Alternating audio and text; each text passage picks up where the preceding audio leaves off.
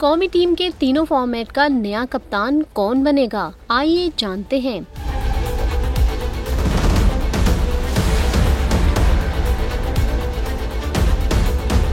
कौमी टीम की हालिया नाकिस कारकर्दगी के बाद विकेटकीपर बल्लेबाज मोहम्मद रिजवान को तीनों फॉर्मेट के लिए पाकिस्तान क्रिकेट टीम का कप्तान बनाए जाने का इम्कान है, लेकिन हतमी फैसला पाकिस्तान क्रिकेट बोर्ड के chairman Mohsin Naqvi coaches, mentors और सिलेक्शन कमेटी से मुशावरत के बाद करेंगे। इस हवाले से पीसीबी ने 22 सितंबर को एक अहम इजलास तलब किया है, जिसमें white ball coach Gary Kristen, red ball coach जैसन गैलेप्सी और दीगर तमाम कोचेज और बोर्ड ऑफिशियल्स शिरकत करेंगे। इजलास में कोचेज से कप्तान की तब्दीली पर मशावरत होगी और इन तजावीज़ की रोशनी में कौमी टीम के रेड बॉल और व्हाइट बॉल की कप्तानी समेत दीगर अहम फैसले मुतवक्के हैं।